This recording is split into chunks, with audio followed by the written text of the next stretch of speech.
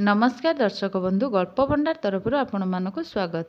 आसतु जानिबा आजिर 35टी स्वास्थ्य टिप्स जीवन सारा निरोग रहिबार किछि घरोई उपाय।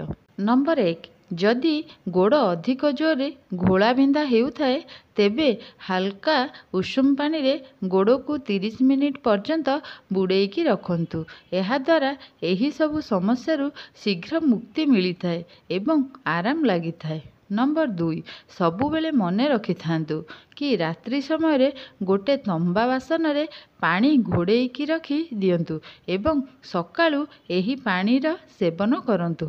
एहा शरीर पई बहुत लाभकारी होइथाए।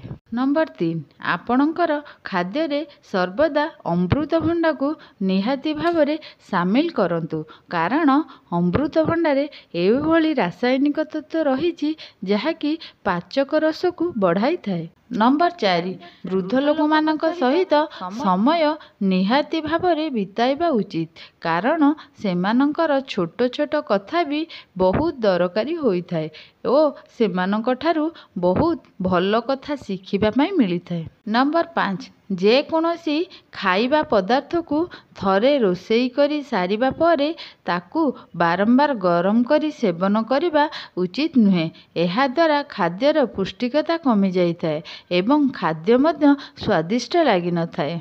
नंबर 6, जेतेबेले आपण खाद्य सेवन करूछंती सेही समय रे अधिक पानी पीबा उचित नुहे। जदि पानी पीबा पई चाहुछंती ताहाले गोटे ढोक ही पियंतु। नंबर 7, आपणक खाद्य रे उत्तम खाद्य क्षीर, दही, सालाड, फल, डाली जातीय खाद्य एवं सबुज पनीपरिबा एही सबु आदि को निहाती भावरे सामिल करंतु।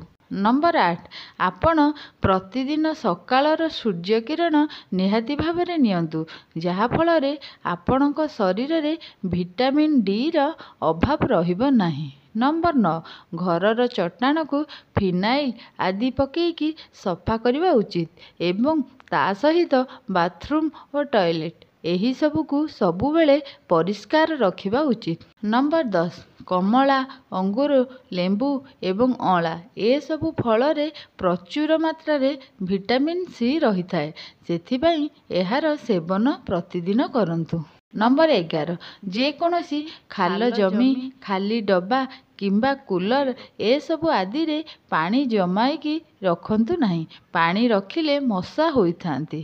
नंबर 12, लिंब पत्र को सुखाईकी ताकू गुंड करिकी नड़िया कता जलाई सेथिरे धुआं करिबा द्वारा गृह को मशा माछी आदि किछि आसीबे नहीं। नंबर 13, जंघ बारंबार छिंडुथिले 1 मास पर्यंत शुद्ध नड़िया तेल जंघरे मालिश करिबा उचित, जहा फल रे जंघ छिड़िबा बंद हो जाय थाए।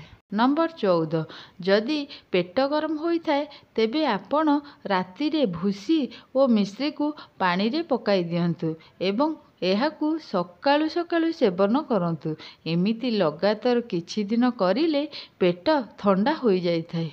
नंबर 15, फ्रिज पानी, फ्रिज खाद्य सेवन करिबा कथा नुहे।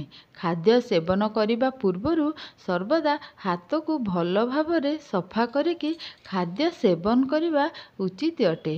नंबर 16, पूर्णिमा, अमावास्या, संक्रांति, दीपावली, शिवरात्रि एवं नवरात्रि एही सबु दिन रे स्वामी स्त्री केबे भी शारीरिक संपर्क रखिबा उचित नुहे, एहाकू मानिले मंगल होइथाए।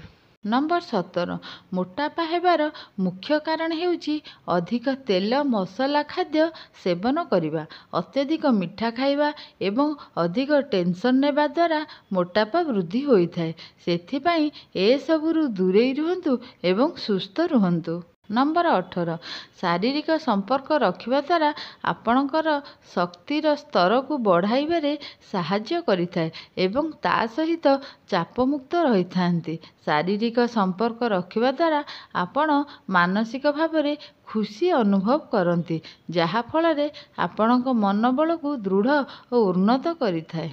नंबर 19, भंगा पानिया रे मुंड कुंडाइबा उचित नुहे, कारण एहा द्वारा अशुभ होइथाए एवं दारिद्रता आसी थाए। ନମ୍ବର 20 ଯେଉଁମାନଙ୍କର ଘୁଙ୍ଗୁଡ଼ି ଜୋର ଜୋରରେ ହେଉଛି ସେମାନେ ରାତିରେ ଶୋଇବା ପୂର୍ବରୁ ନାକରେ 2 ଟୋପା ଦେଶୀ ଘିଅ ପକେଇ କରି ଶୋଇବା ଦ୍ୱାରା ଏହି ସମସ୍ୟା ଦୂର ହୋଇଥାଏ। ନମ୍ବର 21 କେବେ ବି ସକାଳୁ ଖାଲି ପେଟରେ ଏବଂ ରାତ୍ରି ସମୟରେ କମଳା ସେବନ କରିବା ଉଚିତ ନୁହେଁ।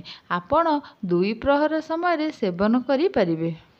ନମ୍ବର 22 ଭୃଷଙ୍ଗ ପତ୍ର ଓ ମନ୍ଦାର ପତ୍ରକୁ ବାଟି ସେଥିରେ ନଡ଼ିଆ ତେଲ ମିଶାଇ କରି କେଶ ମୂଳରେ ଲଗାଇବା ଦ୍ୱାରା କେଶ ଶୀଘ୍ର ଶୀଘ୍ର ବୃଦ୍ଧି ହୋଇଥାଏ ଏବଂ ତା ସହିତ କେଶ ଘନ ମଧ୍ୟ ହୋଇଥାଏ।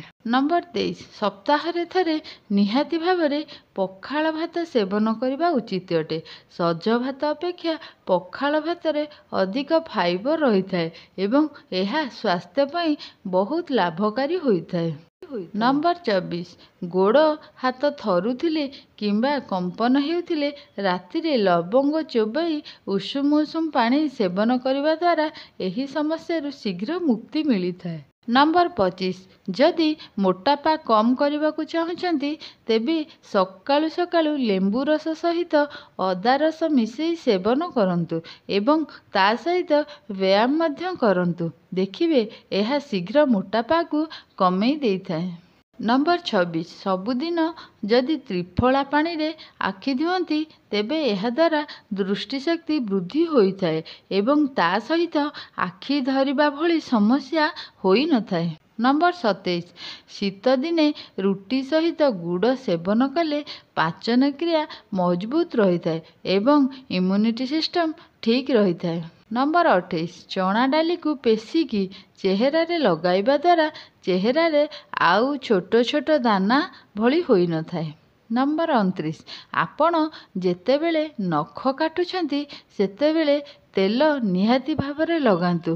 ଏହାଦ୍ୱାରା ସ୍ମରଣ ଶକ୍ତି ବୃଦ୍ଧି ହୋଇଥାଏ ଏବଂ ଦୃଷ୍ଟିଶକ୍ତି ମଧ୍ୟ ବୃଦ୍ଧି ହୋଇଥାଏ। ନମ୍ବର 30 ଯଦି ପରିସ୍ରା ପୋଡ଼ା ହେଉଥାଏ ତେବେ 7ଟି ଆମ୍ବ ଡେମ୍ଫକୁ ଚୋବେଇ କରି ସେବନ କରିବା ଦ୍ୱାରା ସଙ୍ଗେ ସଙ୍ଗେ ପରିସ୍ରା ପୋଡ଼ା ବନ୍ଦ ହୋଇଯାଇଥାଏ।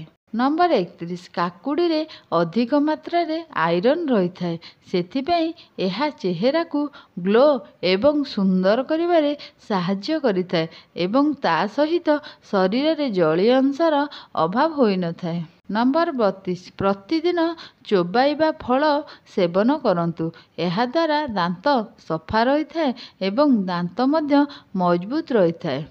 ନମ୍ବର 33 ରାତ୍ରି ସମୟରେ କମ୍ ଖାଦ୍ୟ ସେବନ କରନ୍ତୁ ଏବଂ ତା ସହିତ ରାତ୍ରିରେ ଦହି ମିଠା ଓ ଶାଗ ଆଦି ସେବନ କରନ୍ତୁ ନାହିଁ କାରଣ ଏହା ଶରୀର ପାଇଁ କ୍ଷତିକାରକ ହୋଇଥାଏ।